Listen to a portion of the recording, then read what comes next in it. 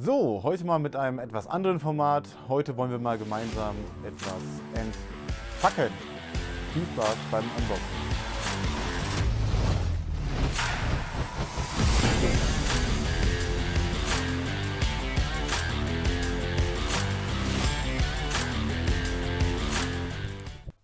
Herzlich willkommen hier zurück auf dem Gear Reference Kanal.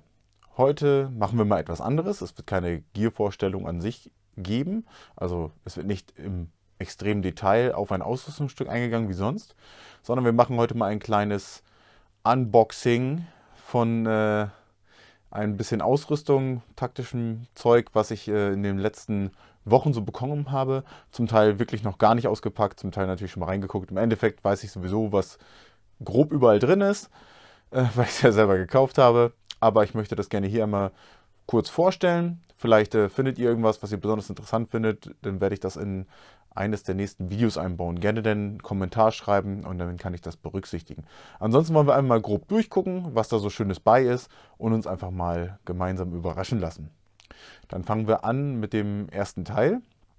Das ist ein Paket, was über einen Monat unterwegs war, was ich im europäischen Ausland gefunden habe. Und ich war dann froh, als es endlich da war, weil sich die ganze Lieferung doch stark verzögert hat. Dann nehmen wir uns mal das Paket vor.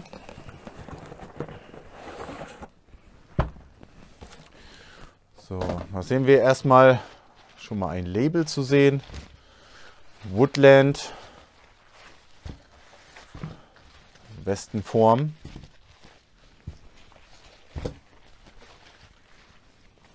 Und zwar auf dem ersten Blick vielleicht eine ganz normale FLC, Fighting Load Carrying Vest der Amerikaner, die es in Woodland gab, Dreifarb Wüstentarn und im UCP, also im Digital Camo, das Universal Camouflage Pattern.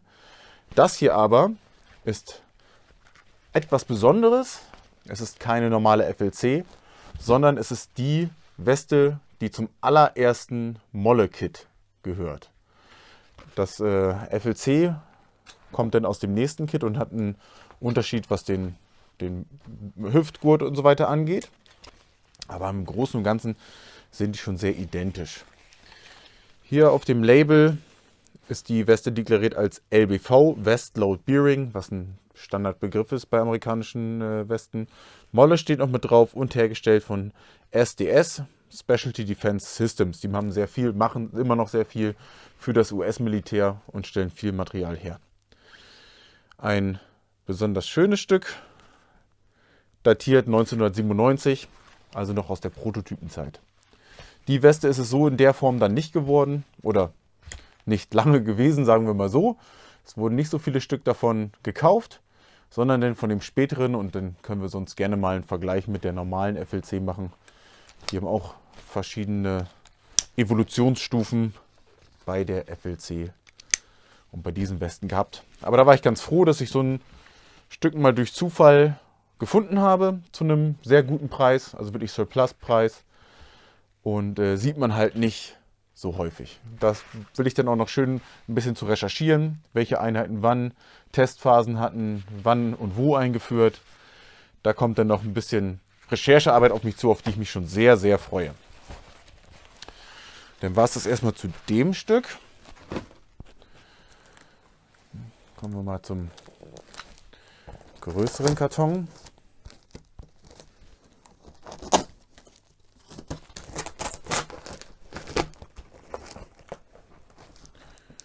So, ich stelle ihn mal neben mich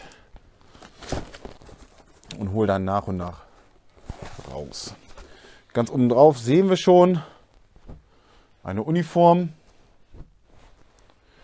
MAPAT, also Marine Pattern, Wüstentarn des United States Marine Corps. Und zwar haben wir hier die Hose aus dem Frog-System. Flame Resistant Organizational Gear. Okay, Flame Resistant Organizational Gear. Frog.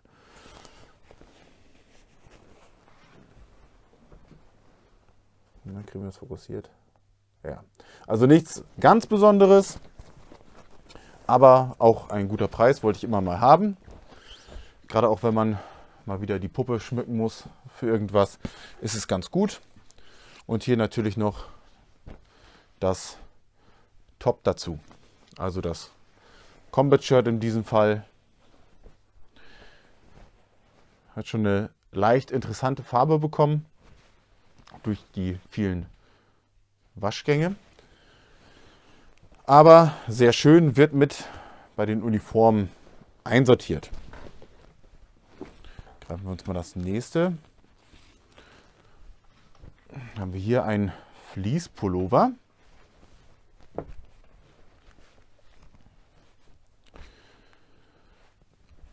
Der Nachfolger vom schwarzen Pullover, den jeder kennt, schon Unterschiede zu sehen. Was haben wir hier? Nur Size, Large Regular, die National Stock Number. Ansonsten, wer ist denn der Hersteller? Früher war es zum Beispiel Polartec. Würde mich hier auch nicht wundern. Es wird aber wahrscheinlich mehrere Hersteller geben. Gucken wir mal, was der hier sagt. Liner Parker Navy Working Uniform. Ah, okay. Es ist doch nicht der Nachfolger von dem schwarzen Pullover, sondern das ist der Unterziehpullover für den Gore-Tex-Anzug der Navy. Auch interessant. Contractor, Manufacturer, NJW, okay, sagt mir gar nichts. Und ansonsten von 2012. Auch nicht schlecht. Habe ich noch nicht so häufig gesehen. Aber das erklärt auf jeden Fall auch die Rangschlaufe hier. Das ist immer eigentlich ein guter Indikator für Navy-Produkte. Ja, werde ich mir auf jeden Fall mal genauer anschauen. Verbindungsstücke für den Gore-Tex Parker. Fühlt sich sehr ordentlich an. Macht nicht den Eindruck, als ob es schon mal genutzt wurde. Und zu so einem guten Preis kann man sowas dann mal mitnehmen. So. Dann kommen wir zum letzten Stück hier erstmal.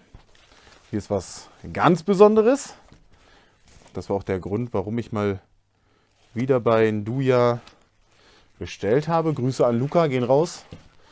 Kommen aus Italien, verkaufen sehr gute Surplus-Ausrüstung. Und hier haben wir ein Chest-Rig. Auf den ersten Blick wird es nicht vielen wahrscheinlich was sagen. Aber markant haben wir hier einen Reißverschluss hinter der Base, der relativ groß ist.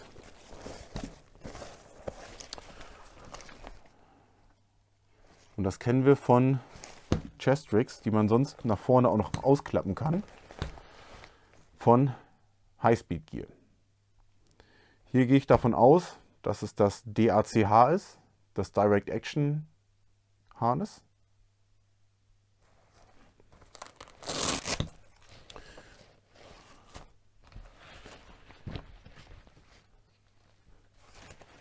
Gucken wir mal eine Datierung. Hier die Plastikschnalle ist 99, also 1999 datiert. Die gibt es mit 3 Magazintaschen oder wie in diesem Fall mit 4. Und ich weiß gar nicht, ob man die neueren weiter aufklappen konnte. Das hier sieht nach einem sehr frühen Stück aus. Bietet relativ viel Stauraum für so ein kleines Chest-Rig. Ja, und das werden wir uns auch noch mal genauer angucken und dann auch noch im direkten Vergleich mit einem anderen Produkt von Highspeed Gear. Ja, das Direct Action Chest Harness. Sehr cooles Stück. Taschen sind auch ganz anders wie die man sonst so kennt. Viel altes Material verbaut. Sieht man hier auch noch von den Gurten, von den Farben. Ja, schauen wir uns das in einem anderen Video auf jeden Fall mal genauer an. Gut, dann habe ich hier noch ein sehr großes Paket. Das öffne ich mal hier unten.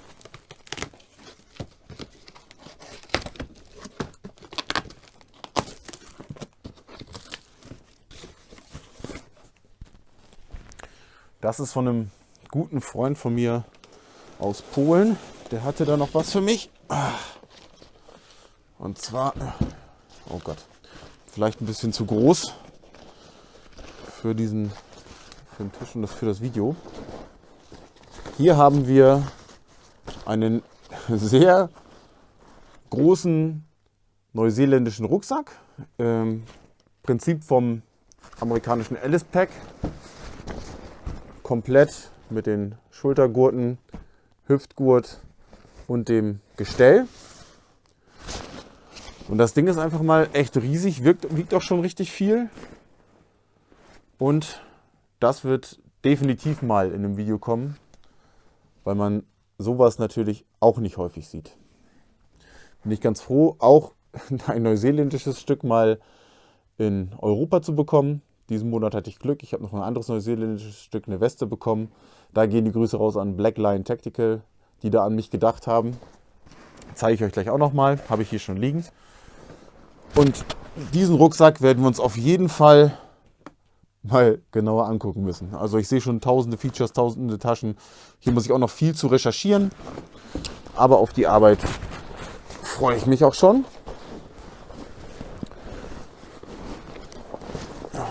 Ja, das Deckelfach, schöne Gummierung sieht man schon. Noch mehr Platz. Es ist ein schönes Nylongewebe.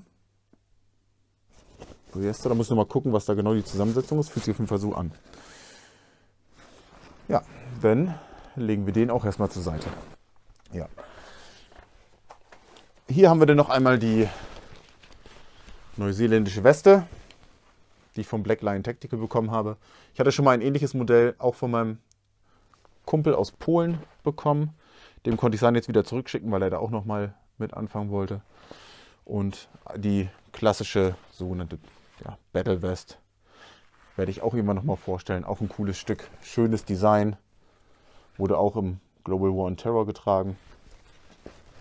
Und natürlich im neuseeländischen DPN. Ja, so viel erstmal zu dem kleinen Unboxing.